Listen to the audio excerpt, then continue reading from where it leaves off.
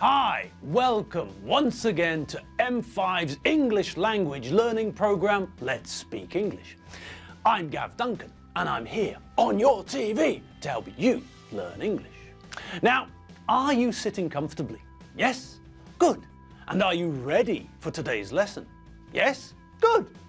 Okay, well, let's learn English together.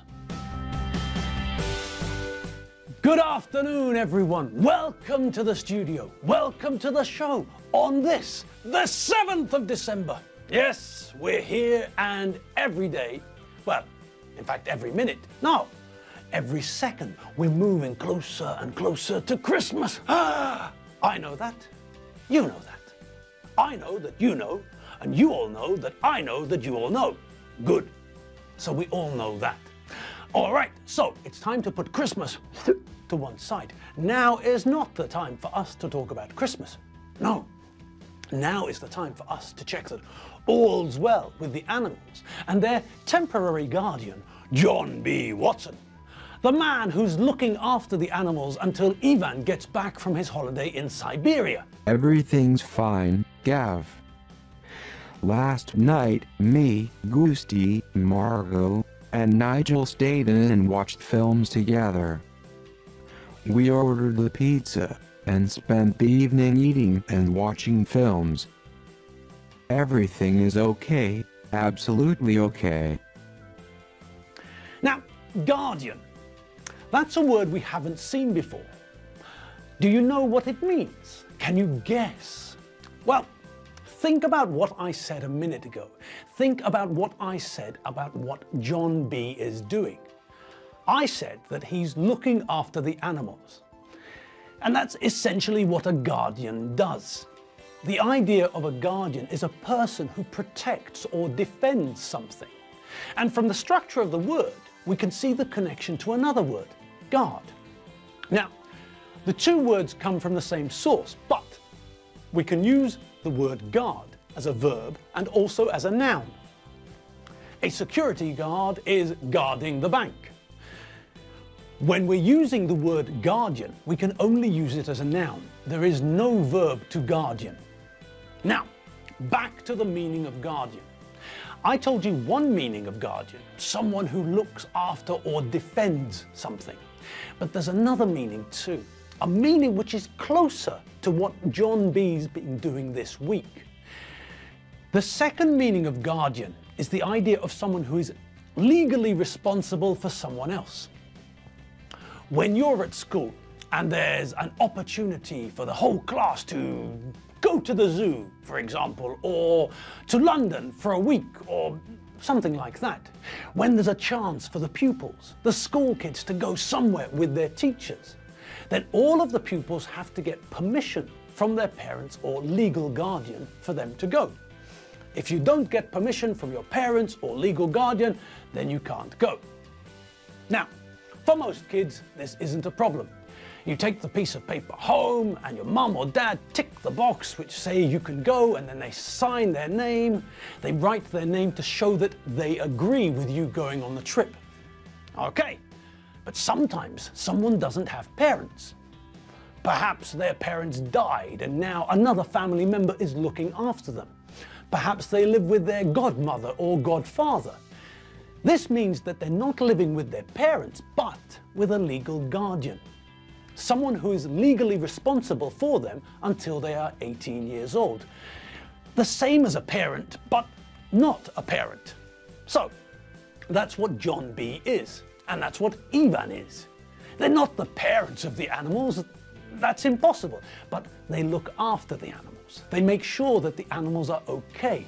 They make sure that the animals have enough food and drink and tennis balls and comfy sofas. They look after the animals. They're the animals' guardians. They're responsible for the animals. If one of the animals wants to go on a school trip, then Ivan or John B has to sign a piece of paper, has to write their name on the piece of paper to show that they agree with this suggestion. Okay, so the animals are fine. They're happy with their temporary guardian, and that means that we're free to get on with today's lesson. Are you all ready? Yes! Good. Okay then. So, Who remembers what the last thing we did was? Yes, that's right. We were looking at some of the vocabulary we heard from Alfredo. We heard that he's got bigger fish to fry, which is just another way of saying that he's got more important things to do. If you're studying for a test, a very important test, and your younger brother comes into your room and asks you to play Lego with him, then you might say, "I don't have time to play with you. I've got bigger fish to fry." Okay, so we know that when Alfredo told John he had bigger fish to fry, he was telling John that he didn't have time to listen to John's complaints about staying to help Doreen. Alfredo has got more important things to do. He's got to find the 2 other kids. Now, what about Tim and Lizzie? We saw them too, didn't we? And Tim wasn't paying attention, was he? Lizzie spoke to him and he wasn't paying attention. He was thinking about something else. Lizzie is convinced. She feels that she knows 100% that something strange is going on. Tim's behavior is very strange, very odd, very fishy. He's acting suspiciously. Lizzie thinks that it's all connected to that bad boy, Eddie Finn. Lizzie suspects that Eddie is up to something. Tim won't tell Lizzie what's going on, but Lizzie smells a rat. Now, there's another phrase that's new to us, isn't it? Yes, it's a new phrase, but I think you can all work it out. It's the same idea as something being fishy, isn't it? If someone smells a rat, that means that they suspect something is going on. Something fishy is going on. Perhaps I don't know what it is, but I smell a rat. There's something not okay about this situation. Have a look at this film clip. In this clip, Roy Munson has just been told that someone has put sugar into his petrol tank, which means that his car needs some expensive repairs. Now later, he notices that Big Ern McCracken has got a bag of sugar on the back seat of his car, and Roy smells a rat. Roy starts to put 2 and 2 together. Somebody put sugar into his engine, and now here's Big Ern with lots of sugar. Roy smells a rat. Roy is starting to suspect that the 2 things are connected. Sugar in his petrol tank and Big Ern McCracken with lots of sugar. It's a little bit suspicious, isn't it? Someone put sugar in your tank.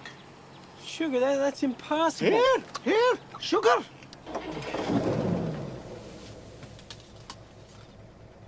What do you have sugar for, Mr. McCracken? Didn't I tell you to call me Ernie or Big Ern? It's my morning coffee. Okay, so Lizzie smells a rat. She thinks that something fishy is going on, but she doesn't know what exactly. All she knows is that something feels wrong. She smells a rat, but she doesn't know why. She feels that there's something going on, but she doesn't know what exactly. Now, she's suspicious. She thinks that something's not right. Now, the word suspicious is a funny word because we can use it in 2 ways. We can use it to show that we think someone seems dishonest. I think he's suspicious, for example. And we also use it to say that I think someone is dishonest. I'm suspicious of that man. Just think about that for a second. It's a little bit strange if I see a man on the metro leave a bag in the metro carriage and then leave the metro. Then, in my opinion, that man is suspicious. I'm saying that, in my opinion, according to me, that man, the man over there, is not trustworthy. He's dangerous or bad or dishonest. There's something fishy about him. I smell a rat. There's something going on. But I can also say that I am suspicious of all people with 3 legs. So in the first sentence, I'm saying that this man who got off the metro without his bag, that man is, in my opinion, is doing something bad. He's not honest. He's not a good man. In the second sentence, I'm talking about myself. But I'm not saying that I can't be trusted. I'm telling you that I don't trust people with 3 legs. So, in the first sentence, I'm using the adjective suspicious to tell you about someone else. In the second sentence, I'm using the adjective suspicious to tell you about myself. Now, in the film clip we saw of Roy and Big Ern, we can see that Roy is suspicious. He's thinking about what happened to his car, and now he's starting to think that Big Ern could be connected. Roy is suspicious of Big Ern. Now look at this other clip. In this clip, Lord Blackadder is being suspicious. He's acting suspiciously. If we watch him behaving like this, then we think there's something fishy going on. He's very suspicious. And we don't mean that he doesn't trust anyone. No, in this case, we mean that he looks like he's behaving in a strange way. He's up to something, isn't he? Hello, Edmund. Look, I'm sorry I snapped at you just now. Oh. You know I'm really very keen on you indeed, don't you? Oh, yes, Ma'am, as you were keen on Essex. Exactly. Right up to the point at which you had his head cut off. You didn't mind that. You knew it was only little me. And I must say his head did look jolly super on its spike. Have you heads on spikes today? No. No. We're training up a new executioner, and he's a little immature. Takes him forever. Slash, slash, slash. By the time he's finished, he don't so much need a spike as a toast rack. I love toast. Still, must be off to say bye-bye to Ponsonby. Would you care to stroll with me a while? Just if you've got time, if you're not too busy. No, sorry, Ma'am. Affairs of I said, office. would you care to stroll with me a while? Just if you've got time, if you're not too busy. Yes. It would make the decade worthwhile. All right, now, why were we talking about people being suspicious? Yes, that's right. It was all connected, all related to the fact that Lizzie is suspicious. She thinks that there's something suspicious about Tim and Eddie Finn. Tim seems to be acting in a suspicious manner, and that's made Lizzie suspicious.